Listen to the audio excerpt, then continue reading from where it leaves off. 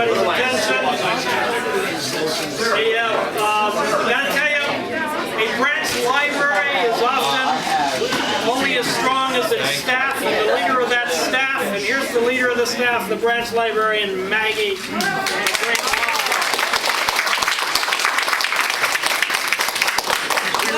Short. Do you want us to stand? No. Okay, as we said downstairs earlier, thank you so much for being here today. This is really an important day. And we have so many people here, so many special people here that before the panel starts, we're going to allow people to have, like, not a lot of time, but please less than 2 minutes, because there are a lot of people who want to say something. And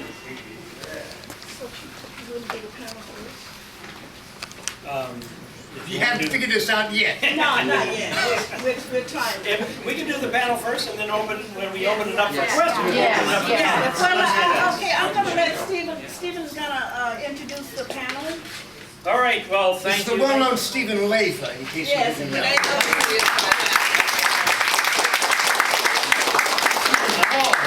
Stephen Paul Leva, I'm mainly known in my apartment. I thank you for that. Well, I welcome you all. I'd like to make some introductions. We have here an author of novels, incredible amount of short stories. He's an essayist. He's a critic of deep perception. He writes screenplays, even a comic book on occasion. More than occasion. More than on occasion. The most recent one is 3 weeks on the New York Times bestseller list. There you go. That's one of the greatest literary lives in America, Harlan Ellison.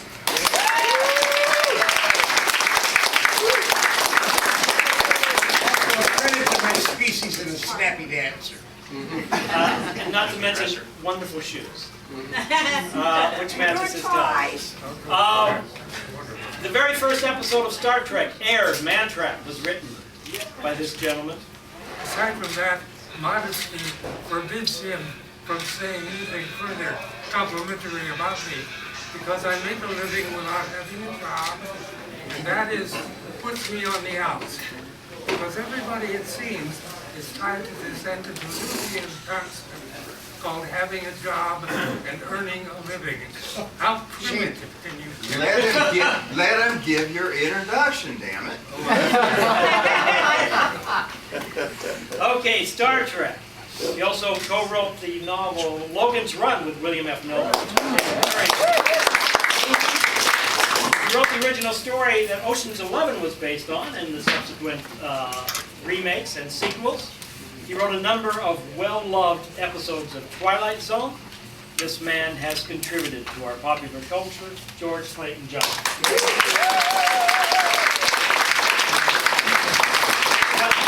What we are going to do is reminisce. Well, here's the thing, though.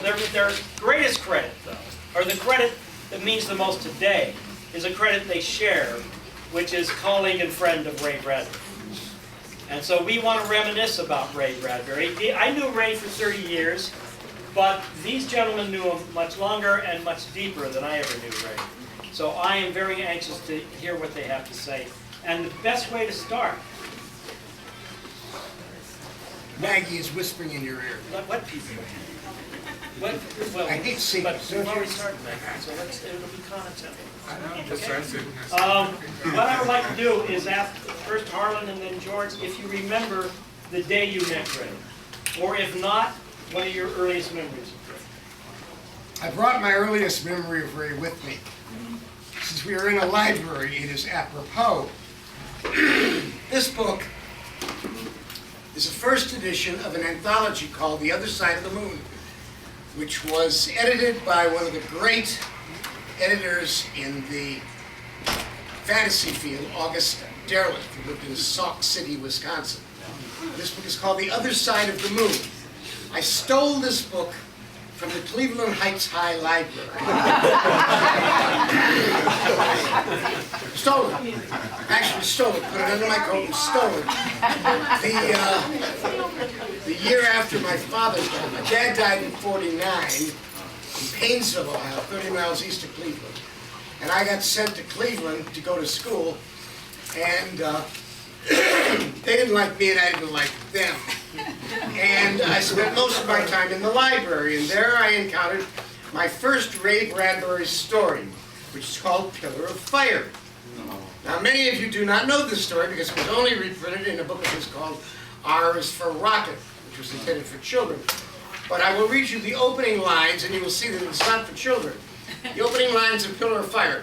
He came out of the earth hating. Hate was his father. Hate was his mother. It was good to walk again. It was good to leap up out of the earth, off your back, and stretch your cramped arms violently and try to take a deep breath. He tried. He cried out. And I said, oh shit, that's good. Now, years went by. I wound up out here in '62. Ray and I had met in '51 in Chicago. Instantly bonded and we corresponded. But he lived, I think he was out here by then, and I was. Our careers were very different. Ray admired Sinclair Lewis and Maxwell Anderson and writers who had a gentility about them. I was a child of the streets. I rode boxcars when I was 13 years old, rode the rails, drank gypsy coffee with hobos under the trestles, got in knife fights, and I was more like the great novelist Jim Tully, who sadly most of you don't know, and you should, or Jim Thompson, the great pulp mystery novelist, or Jack London. And so while I was out doing it, the way Hemingway said to do it, Ray was reminiscing about Illinois, and Waukegan, and other unpleasant places. And so we bonded instantly. No one knows why, because we were as disparate as Lum and Abner, whom you also won't remember. But I've given up on trying to get most of anyone younger than myself to remember any goddamn thing except who was on Dancing with the Stars last night. Ray and I hit it off. We saw each other when we were both at the same place, but since Ray didn't drive, that limited our access to each other, but we got very tight through fanzines and other mediums of the time. When I got out here in '62, since I lived at the top of Mulholland and Beverly Glen, I was living in a treehouse at the time, and Ray lived right down off Motor Avenue. It was a 10-minute drive. And since Ray didn't drive, whenever we got booked in the same place, I wound up being the schlepper. So that meant if we had to go 30 or 40 miles somewhere, I had to listen to his fucking lectures. 30 or 40 miles, and I learned all the secrets that his daughter doesn't know. Now my big problem about today's presentation, and this was last night's dream, dare I say the things which really would interest them, but boy, they don't really want to hear those things. Or go along with the bullshit about what a great golden icon he was. First one. What the secrets? Well, let me tell you, and I'm almost done. There are only 3 ways to get your name on a library. When I was marching with Martin Luther King Jr. from Selma to Montgomery, we went across the Edmund Pettus Bridge. And I asked everybody around me, and it was all these really heroic, courageous black people. Not all of us white fuckers who would come in from Beverly Hills and places like that, who were going to go home and were safe.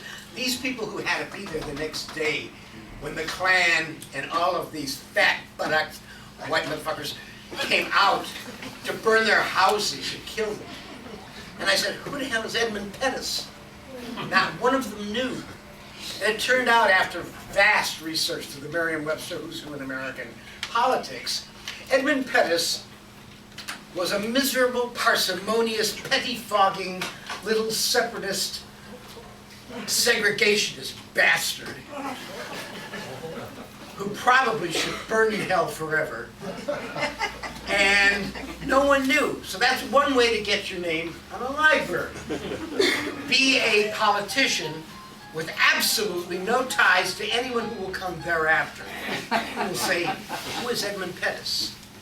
Or be the scion, son or daughter of a wealthy family who dies before his time, usually from some hideous misadventure like drugs or running off the side of a road in a skateboard and being crushed to death by an imperial.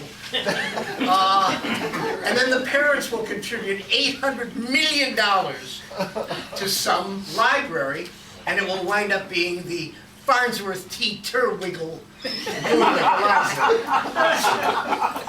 The third is to be a golden icon whose name is known in every country in the world.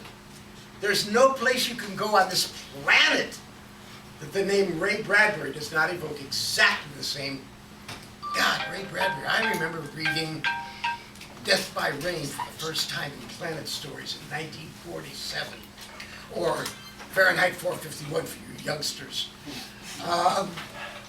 Ray Bradbury has earned this. You do him great honor, but he does you great honor. You got great honor by having his name on this.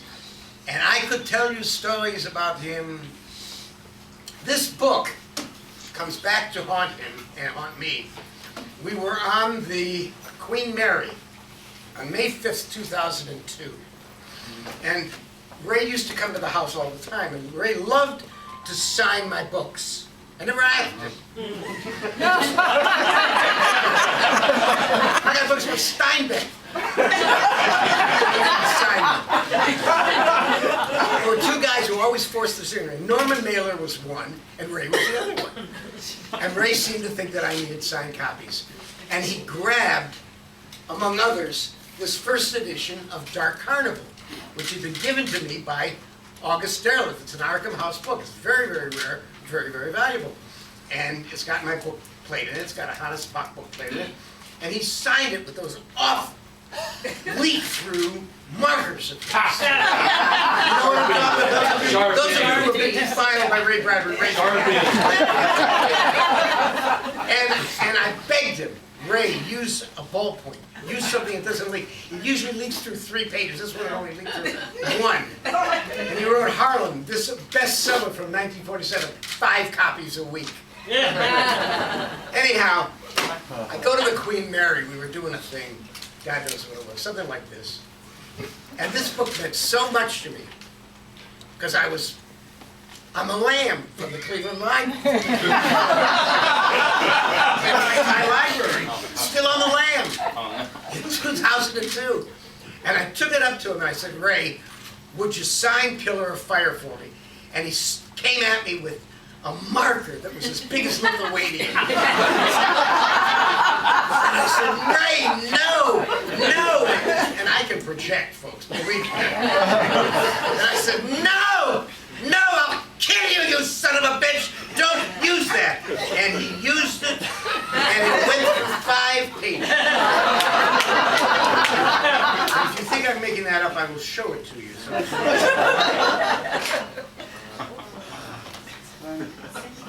Well, here's the page beforehand. It's the end of a Donald Wandry story. And here he writes, Harlan, fellow criminal, love. Anyhow, that story comes full circle, and that's that. Now it's his turn.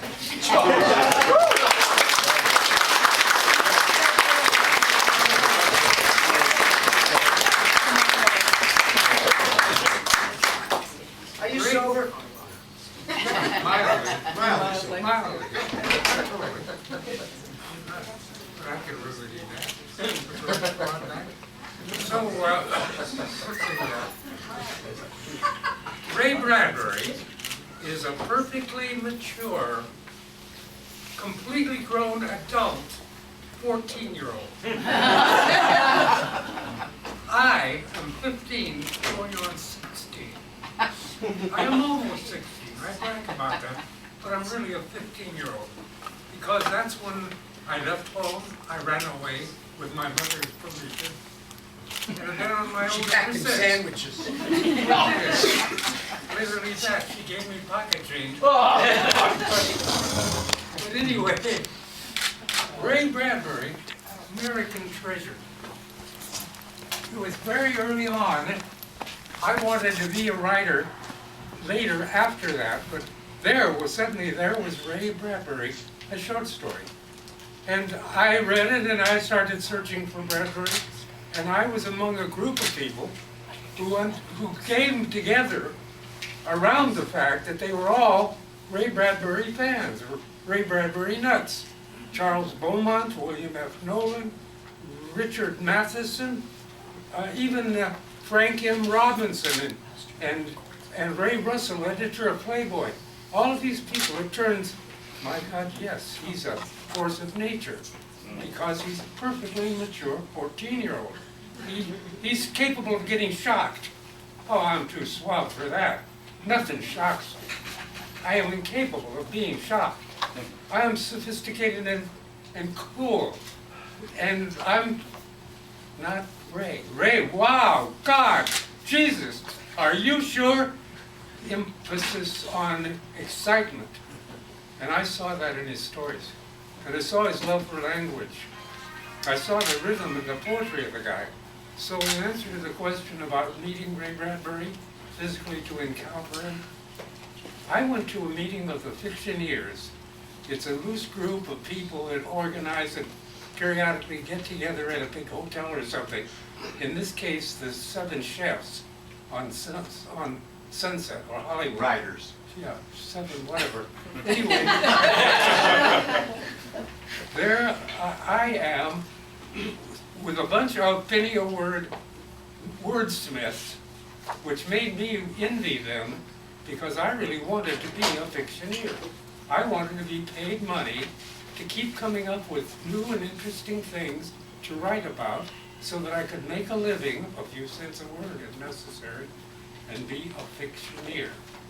Anyway, I was at a gathering of these things, and Ray Bradbury was the guest of honor, and Ray made a very lovely speech. And I had just recently read a short story of his called Icarus Montgolfier Right.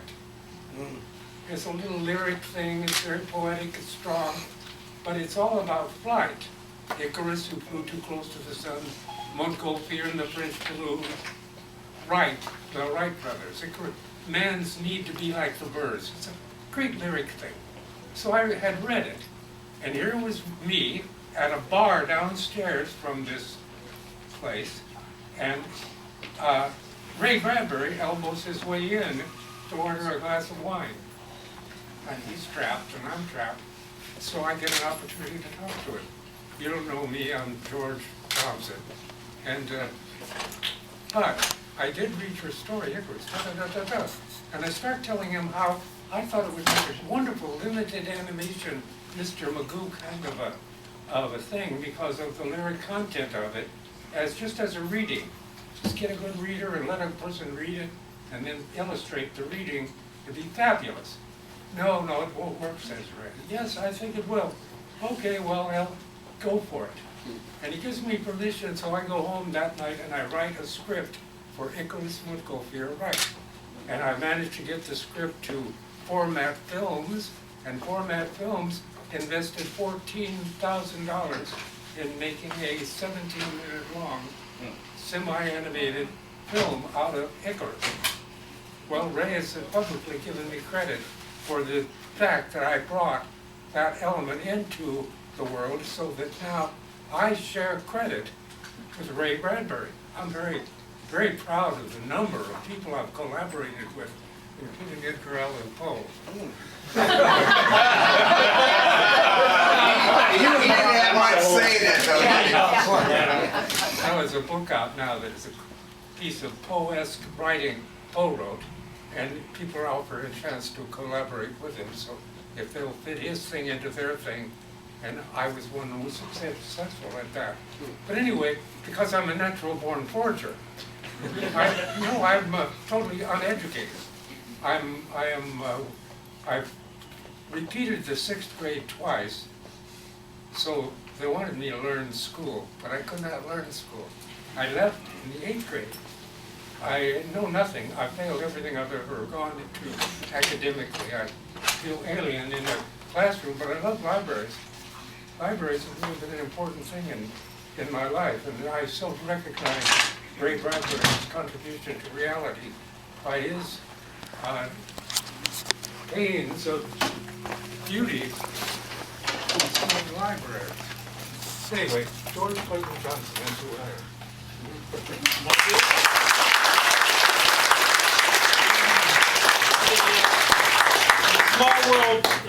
In the small world idea, you of course then remember Herb Klint, who was the head of format film. He was the first man ever to pay me to write. It wasn't as exciting as the Icarus film.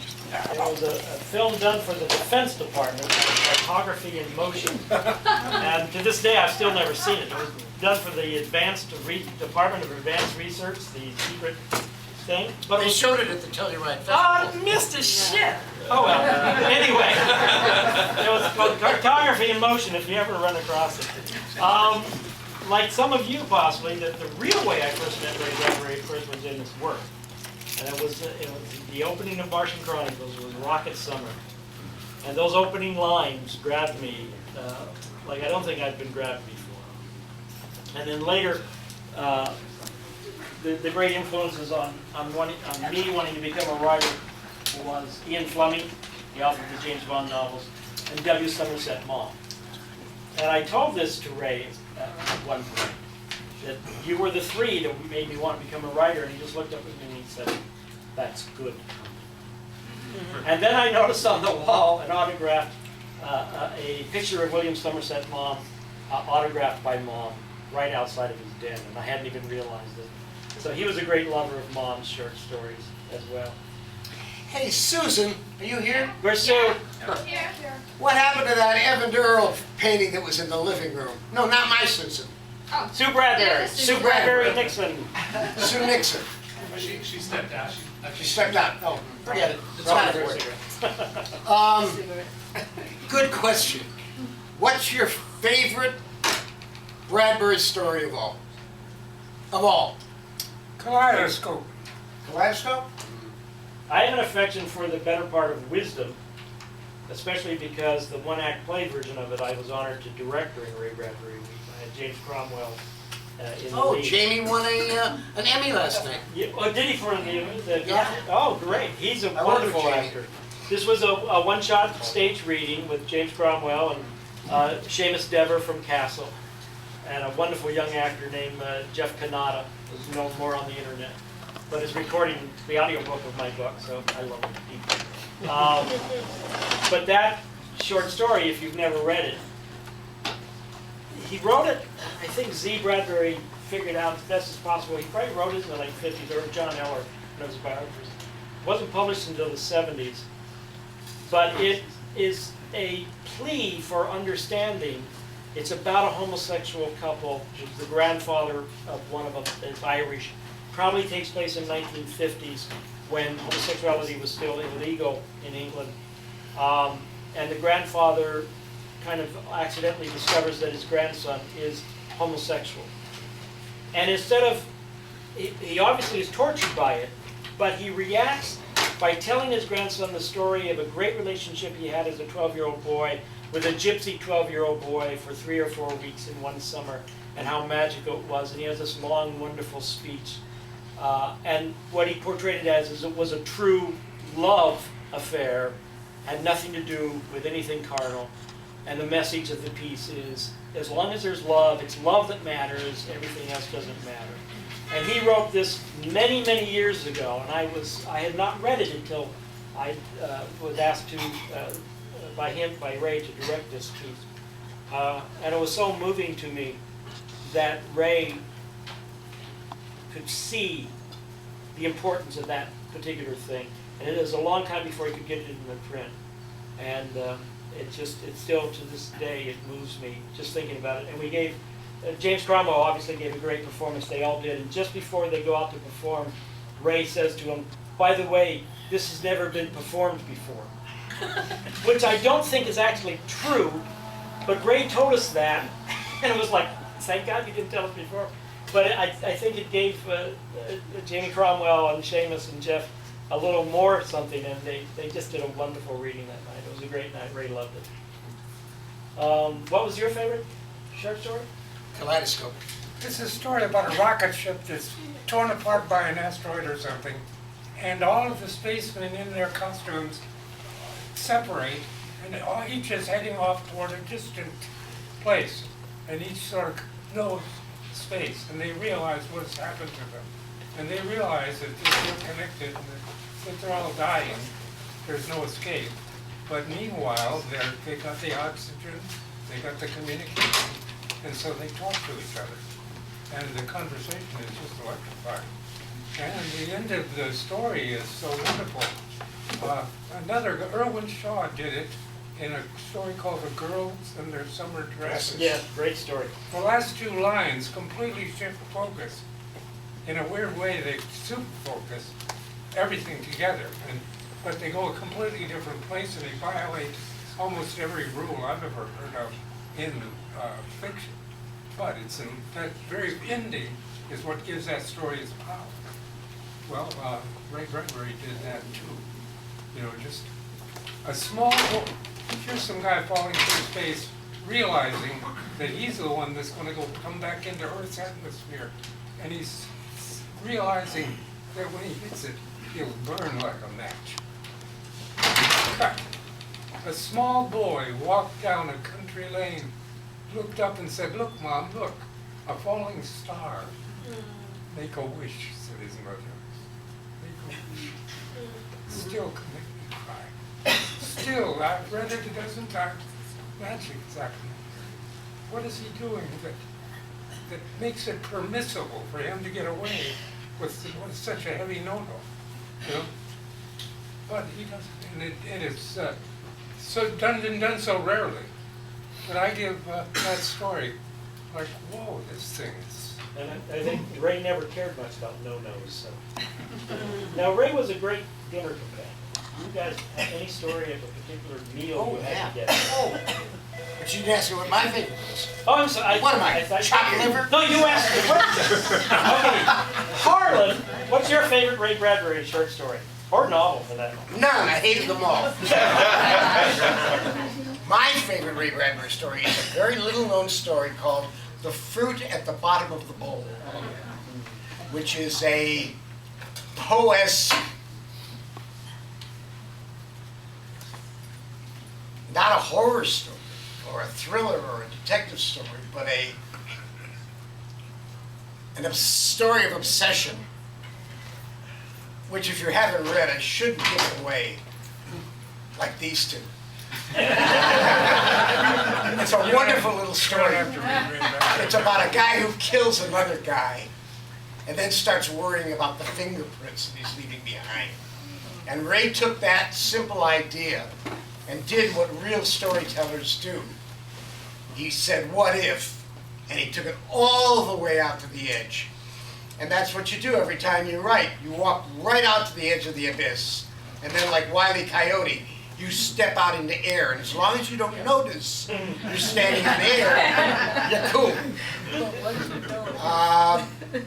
Ray and I used to go to dinner a lot because I drove and he didn't. But Ray and I would come pick Ray up and take him and we would go. And we had favorite places to go. And one of the favorite places we had to go was the Pacific Dining Car downtown. And one night I was working at Paramount, as was the fabulous Lee Brackett, L-E-I-G-H Brackett. Wonderful novelist. Lee Brackett was a great novelist. She had written the Eric John Stark books and had in fact written a story with Ray in Planet Stories, something like Sex Goddess of the Venusian Moons or something like that in Ray's early days. But to work with Lee Brackett knew Raymond Chandler, knew Dashiell Hammett. In fact, she wrote The Big Sleep, the movie The Big Sleep. And Lee Brackett was just nonpareil.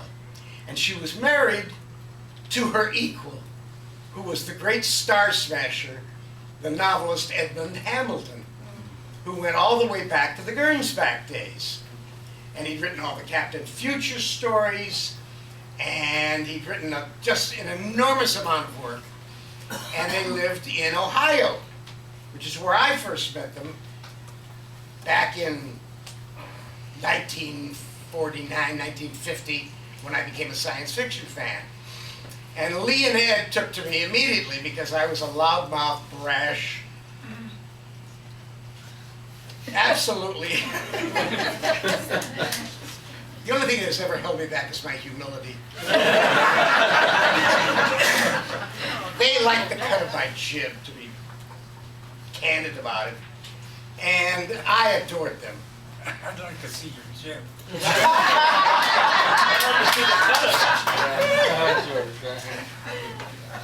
And when I would go back to Ohio, every time I was going to wear, I would go somewhere. I would go back to our house. I'd go out and see them out on the farm, and we'd hang. And Ray adored them. Ray just adored Lee and Ed. And when Lee would come out to do a movie out here, which was fairly often, Ed might very often come with or join up with her. And then they would get together. And they would drive and he would mooch a ride. And they'd go to the Pacific dining car. One night, the four of us, Lee was working on a horrible movie for Howard Hawks called Red Line 1000? Red Line 5000? It was either Red Line 1000 or Red Line 5000. 2,500.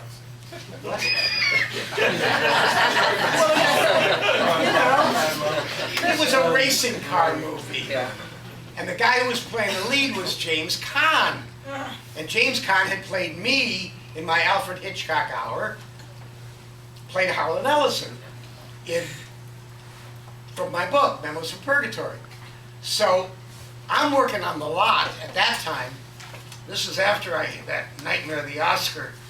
And I was working on something like Nick the Greek or something that got made. And I was working in the old writer's tower.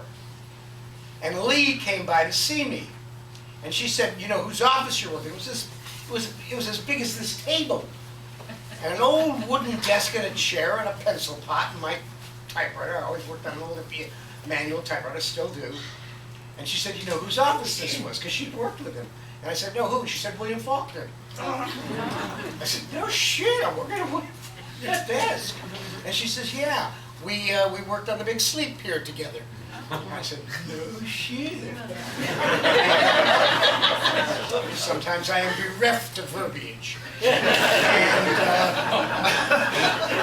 interesting sideline to this story. One day, one of the drawers got stuck in the desk, and I yanked and yanked and yanked and pulled it out, and there was a piece of what we used to call foolscap, yellow second sheet. You could buy them for $1 a sheet. And in those days, we didn't have Xerox. What you had was a first sheet for your original, and a piece of carbon paper, and a yellow second sheet, which was your copy. And you sent off the original to the magazine. Those originals, most of which I now have in my file, are worth millions. And I pulled out this piece of old foolscap. All yellow, it was yellow, but it was all brown around the edges from having been there for God knows how many decades. And all it said from top to bottom, typewriter, top to bottom, left to right, all the way boy gets girl, boy gets girl, boy gets girl, boy gets girl, boy gets girl. I thought, William Faulkner. He really didn't like Hollywood. Anyhow, Lee and I would go across the street from the Marathon Gate at Paramount, go to Oblath's, which isn't there anymore. And we would sit and have lunch and have a good old time and talk about names you've never heard, like Ed Earl Repp or Sewell Peaslee Wright or Captain S.P. Meek USA, Stanley A. Koblenz. You know, what the fuck were these people? Well, those were the names you would find on Amazing Stories in 1927. And I had grown up on that crap and had gone back and read it all. Crap it was. And one day, they said, well, we got dinner with Ray tonight. I said, fine. I'll go pick him up. So they said, fine. Where do you want to go? And I said, well, Pacific Dining Car. They said, fine. So the four of us go to Pacific Dining Car. Lee and Ed had come straight from the studio. They hadn't had time to take a piss. So Lisa says, I have to excuse myself. And I said, fine. And Ed said, me too. And they were sitting across from Ray and me. Ray and I. That was it. For the two of us. By this time, we were both golden icons of literary culture. And about a minute after they had gone off to the potty, Ray turned to me and put his hand in my arm and he said, you know, we are brothers. And I thought it was, hey, bro, kind of thing. You know, that's, you know, what do you mean? You're from Cheviot Hills. I live up on the poor white man's side of, you know, Beverly Glen. And across the street is Bel Air. You know. And he said, no, we both have the same mother and father. And I said, really? He said, yeah, him. And I, as the British comedian Jasper Carrott used to say, fell back in stunned awe. And at that moment, I guess we bonded about as closely as we ever did. And we had such arguments most of the time over dinner because Ray believed in God, firmly believed in God. I am like Nat Hentoff, the great jazz critic.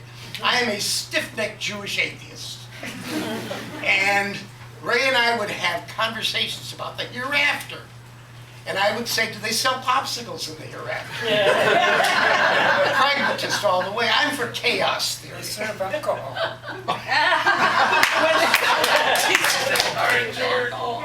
Is that where Hydrox go after Oreo forced them out of the market? And Ray would look at me as if I were a poor, benighted Sancho Panza. And he would look wisely at me. He always admired the fact that I had better hair than him.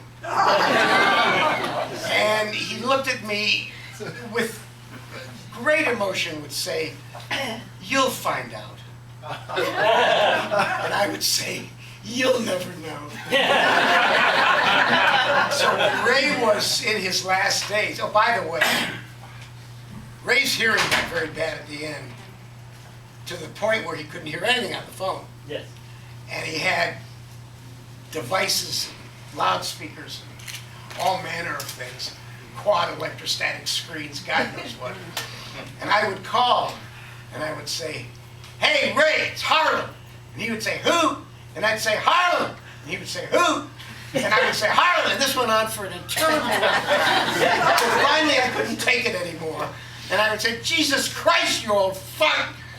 You know, you deaf cocksucker, can't you hear me? It's Harlan. And he would say, invariably, every time, and you've got the book in your library in the children's section, ah, the terrible-tempered Mr. Bang. And I would say, yes, Harlan. And he'd say, who?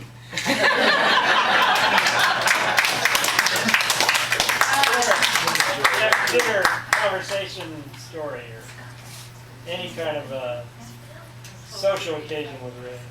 I must say I was always in awe when we were doing the Icarus film, you know.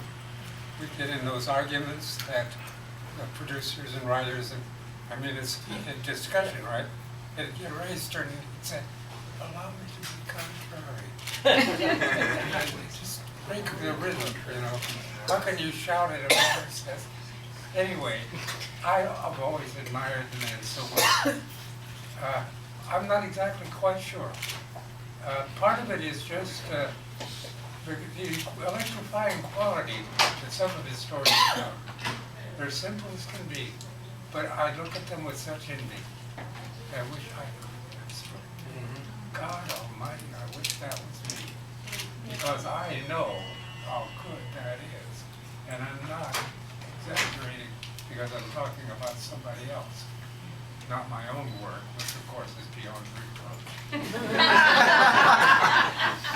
What can I tell you other than I've earned most of my money writing for the street, writing TV shows and things. I ended up on Social Security mainly because I was able to get gigs at the studios writing for popular culture shows like Star Trek and The Twilight Zone. But there were other things like Route 66 and Mr. Novak, The Law and Mr. Jones. Wow. Good shows. Good show. Honey West, yeah. Lovely little detective show. Anyway, Very good. learning to write in that form makes it easier for me to write a new story in the form of a screenplay before I turn it into a convoluted language. But oftentimes, that's the easiest way to go, is to picture the writing of a screenplay. And I urge you all to try and learn how to do that, because that's the language of our time. You know, the medium. Excuse me when I interrupt, this is perfect timing.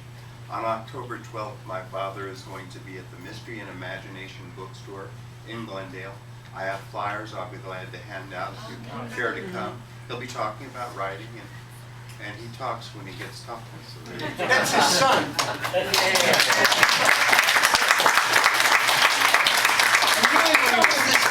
What's the date?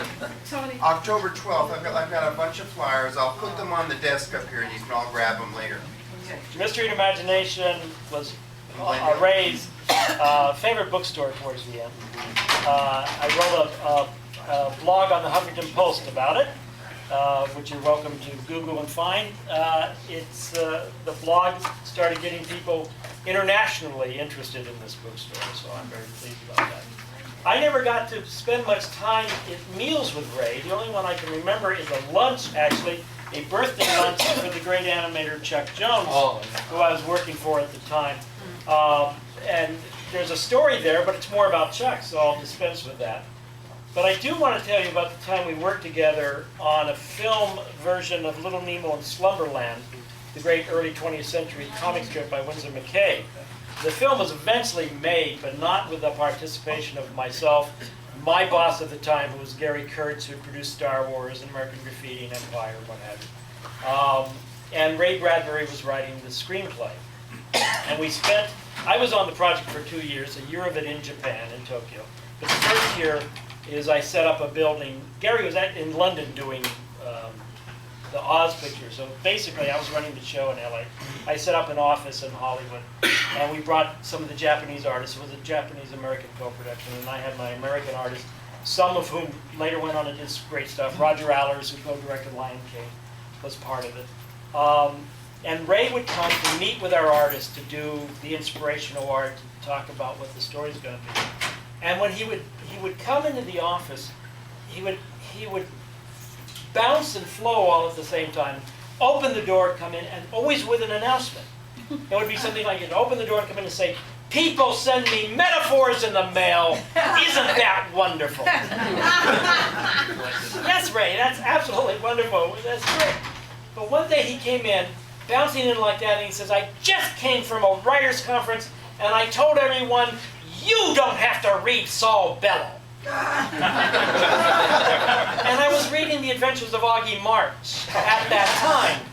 And so I be honest with you, found it a little bit disturbing that one writer who I adored was saying I didn't have to read another writer who I at least liked. I always found Bellow a little difficult.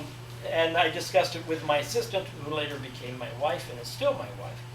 And the next week when Ray came in, my wife, who unfortunately couldn't be here today, has always had this wicked, and still has, a little bit sense of humor. Ray loved her. Ray really, he loved giving her hugs, let me put it that way.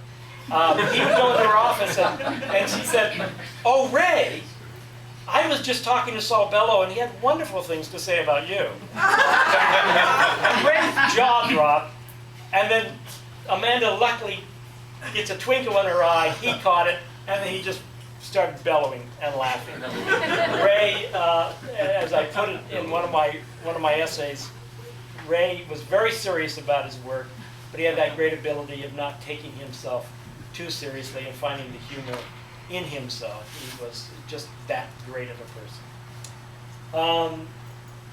Any other? We're going to open up to the audience in a few minutes, but I'd like just any other story or reminiscence or any last things you might want to say about Ray and his time with you, his influence on you, your influence on him, anything. Well, we always talked about writing a story together. Ray and I, if my reminiscences are not quite as awestruck as George's, it's because we come from a different background. And I started reading Ray back in the 50s. And most of what I loved about Ray and drew me to Ray was his hard-edged, really mean stuff. Skeleton, where the guy suddenly realizes the skeleton inside him is alive, or the jar, and Small Assassin, which is just scarier than hell. And Augie Derleth, who was the editor of this and the publisher of this, recognized in Ray immediately, right on, that he was a storyteller. And Ray recognized that in me. That whatever else, because Ray and I had in common, along with you, that we are autodidacts. We are self-taught. I got thrown out of college after a year and a half for punching in the throat a professor, my writing professor, who told me I had no talent, would never write, would never publish anything, and if I ever did, by a miracle, happen to get something published, no one would ever read it. For 10 years thereafter, I sent him a copy of every one of my stories, books, and he gave me an award. I had a permanent sent it to him, and I even have a great punchline to that story, but that's for another time. Ray and I instantly perceived in each other that one thing. In this life, everybody thinks they can do three things. If I had a dime for every asshole who has come up to me at a party and said, I'm writing a book, and it's about my life, it'd be really interesting. So, what do you do? I'm an accountant. That's a little known and arcane topic, I'm sure, a big bestseller. And if I had a dime for every one of those people, I would be living in Monaco today. Everybody in the world thinks they can do three things well. Everybody thinks they can write. Just give me the time and I'll write. Everybody thinks they can drive a car. And everybody thinks they know how to fuck.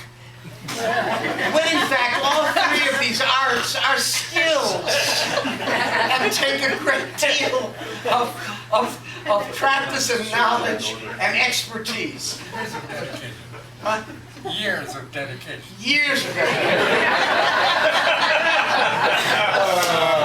And storytellers hear the music, and they can spot each other instantly.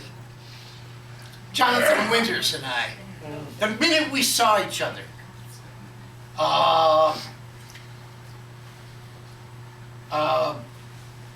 God, I'm having a brain fart. Horrible. Lewis Black and I. Oh, yeah. Lewis Black stole a lot of his material from one of my books, The Glass Tip, my television comments, yeah. And he had written me and told me that. So he invited me to, this is a trick, this has nothing to do with Ray. Lewis invited me to his last performance at the Disney Center and to a private dinner afterward. So Susan and I go down. Raise your hand, Susan. That's my wife. Gorgeous.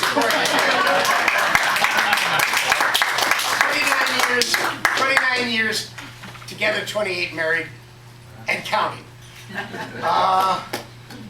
We go out of the Disney Hall and join a huge queue waiting to go into the restaurant there, where they serve arugula and other crap that no normal human being would eat. Some schmuck found out that they could make money off selling weeds. You people who watch cooking on television. And so we went up to the, we said we were invited by Lewis to come down. Oh, well, you know, they had a guy the size of, you know those big boxes that refrigerators come in at the Walmart? The guy was shaped like that. We on the list? I said, I don't know about your list. I said, Lewis Black's waiting for us. And everybody in the line started screaming and yelling. I said, shut up! Cut your fucking throats. I'm a psychopathic killer. And I always carry a knife with me, god damn it.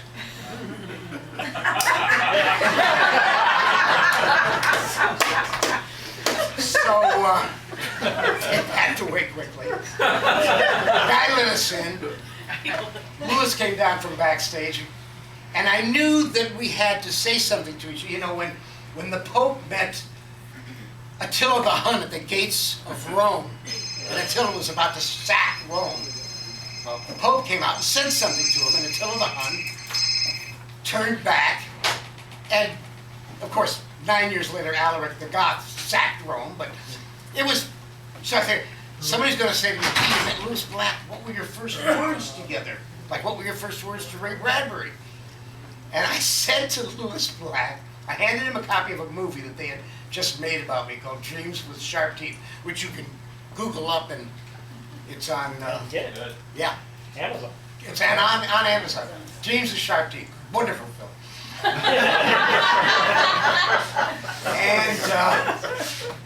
I looked at him, and I said,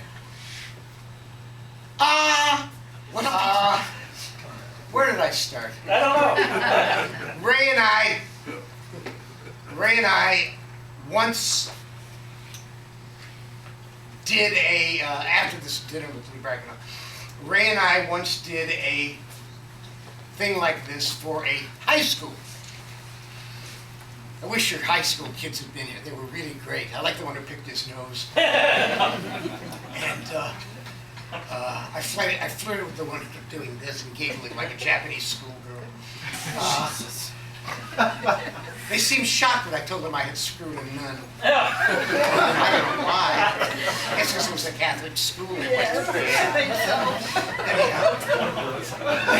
so. She gave me this. Wasn't that good? Anyhow. Nice woman. You know. Couldn't get the habit. It was there. Oh, Leva. Your mother and I expected so much of you. I was consistently disappointed. Ever since you stripped the cow. Nice woman. That was good.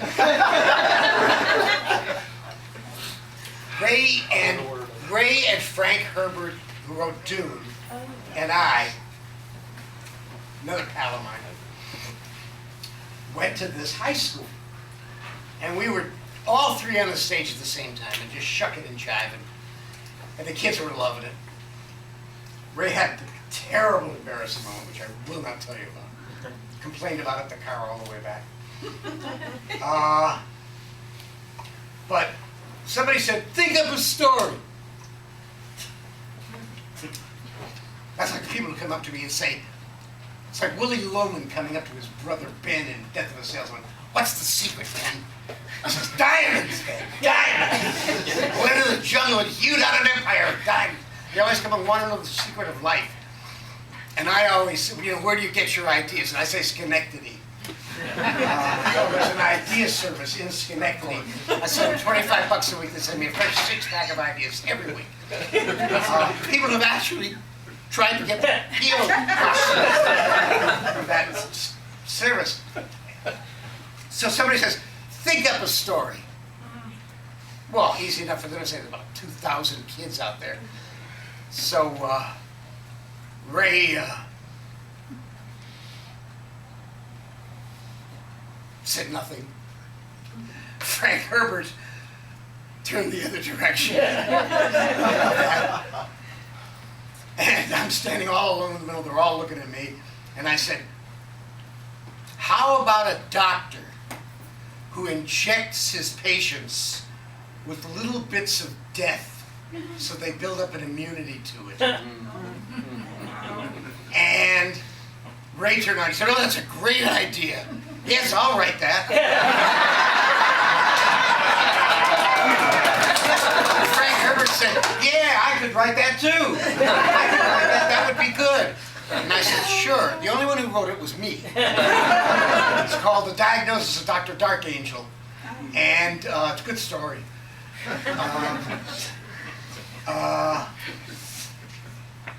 That was a Ray Bradbury story. There you go. Yeah. George, one last one.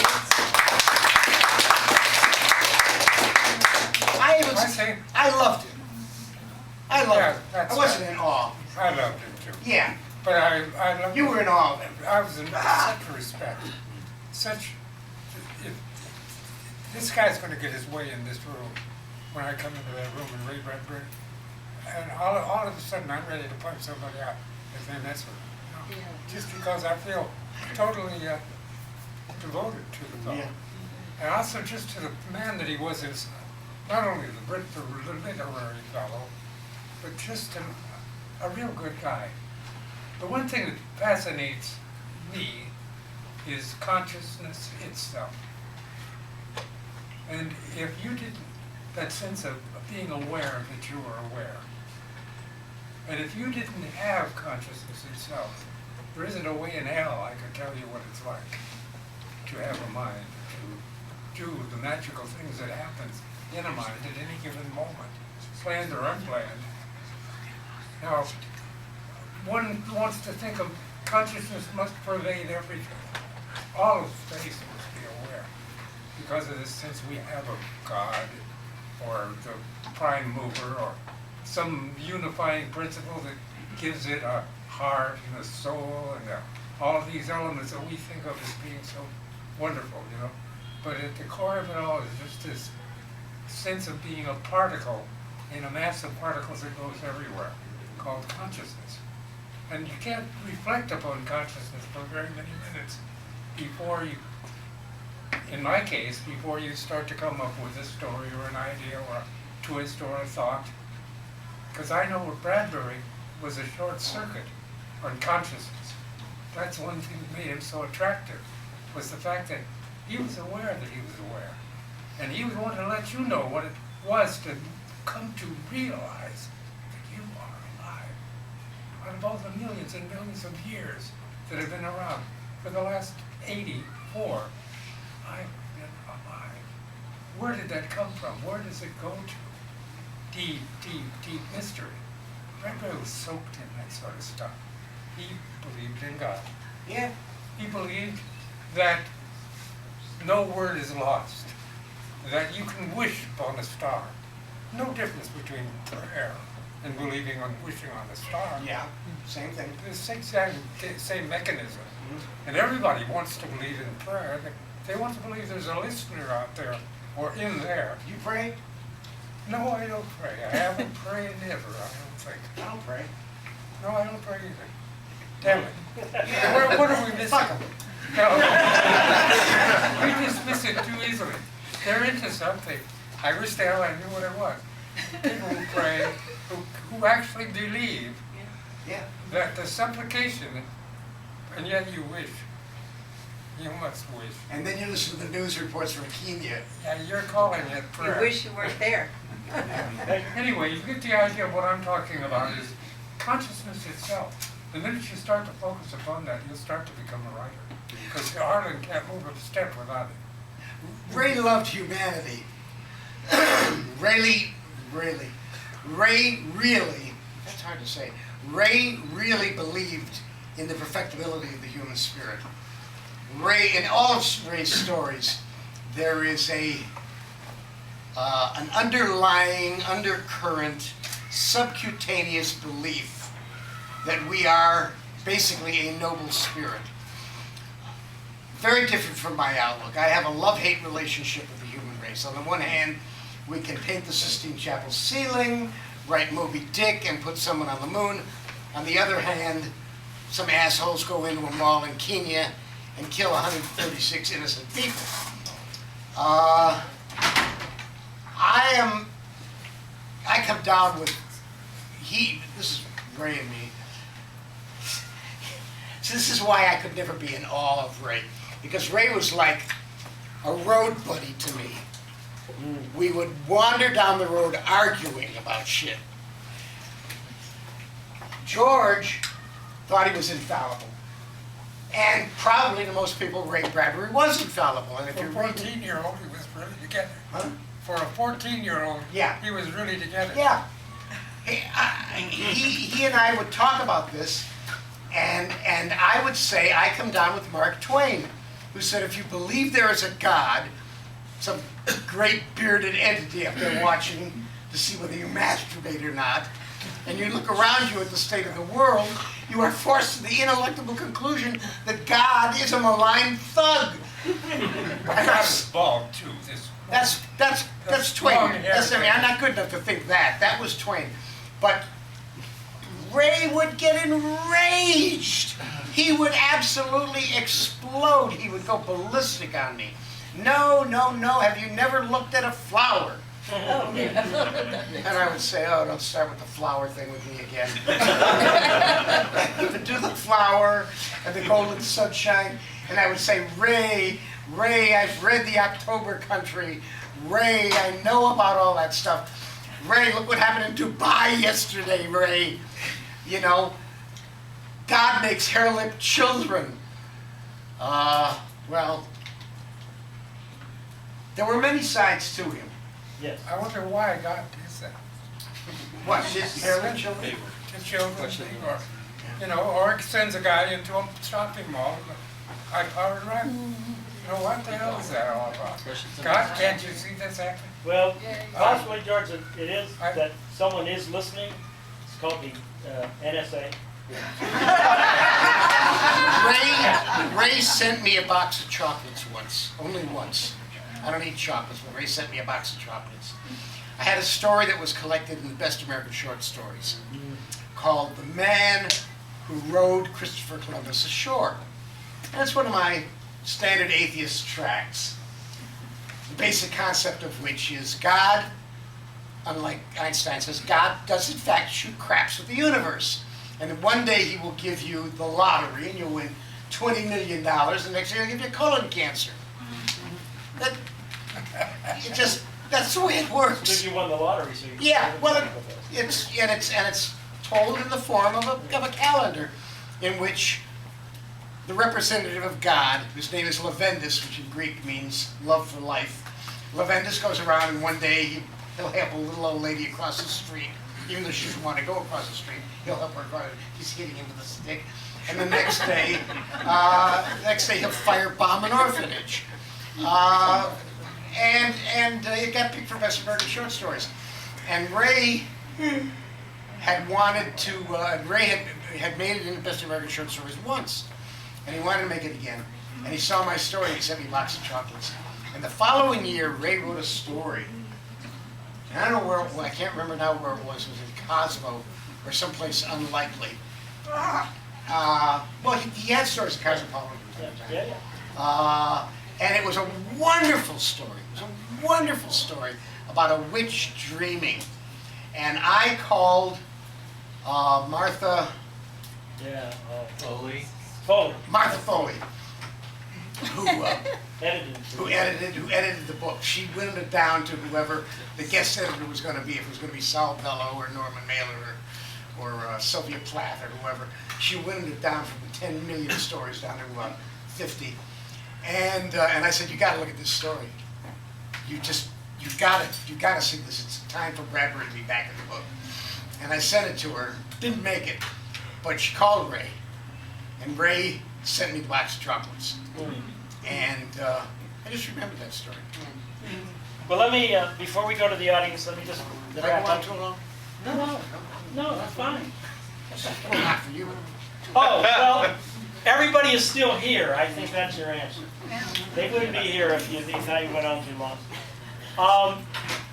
I told you I worked with Ray on this Nemo project. And then we would see each other at times, usually because I would go out to a signing where he was. And then there were long periods where I wouldn't see him. And one day, one of the first Los Angeles Times book festivals where Ray spoke for many years, my wife and I went. And we were walking across the campus in sort of like a grove of trees, as I remember, and suddenly saw Ray standing alone under a tree. Now the shock of that was I'd never seen Ray alone. without a crowd around him or with a group of other people who are working with him. And my wife and I said, well, should we go up and say hi? And say, well, God, one, would he really remember us? And two, he may be preparing for his, because we have already had tickets. Waiting for the apple to drop. We don't know what he was waiting for, and so we started to skirt around. And suddenly he saw us, and he said, Steve, Amanda, the year we spent on Nemo was the happiest year of my life. and I have a feeling he said that to a lot of people, but I don't give a shit.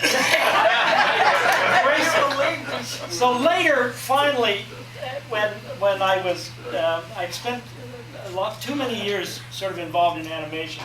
And when I got back to what I really wanted to do was to write, I was finally going to publish my first novel. I was desperate, and feeling very bad about it, but I thought I would send a letter to Ray and ask if he would by any chance read it and offer a blurb. You didn't. This is what, yeah, I know, it's horrible. Oh. This is what authors do. So I sent him a letter, and he calls me up. And he says, Steve, I got your letter. I don't know, and again, I hadn't seen him for a while. I don't know if you heard, but I had a stroke a couple years ago. I said, oh my God. And he said, and I'm blind in one eye, and I can't see very well in the other, and I'm having a hard time reading my own work. I'm sorry, Ray. Of course, forget it. I didn't know. He said, but I'd love to read your book. And he said, send it to me. If I don't like it, I won't put a blurb in. I said, great conditions, Ray, thank you. It was that generosity of spirit to me personally, but I know he had that generosity of spirit for a lot of other writers because he encouraged people to write. He encouraged people to create. Yeah. That's what he wanted more out of other people. Just do it. Go do it. That generosity of spirit was so amazing to me, which is one reason why when I realized his 90th birthday was coming up, I figured something had to be done, and that started Ray Bradbury Week. That led to the dedication of Ray Bradbury Square. That eventually led to the dedication here. Part of it, a lot of the dedication here is this incredible community they have here, and the incredible people at this library who always wanted to see this library. They already named this room after Ray Bradbury. Anyway, so that's, this is great that this library is here, that Ray's name is on it, and despite the fact that officially it cannot be named the Ray Bradbury Library, his name's on the wall, and I'm sure everybody in the community will start referring to it as the Bradbury Library. Yeah. Let's go to the Bradbury Library. Meet me at the Bradbury Or the Library. Edmund Pettus Library. Or that.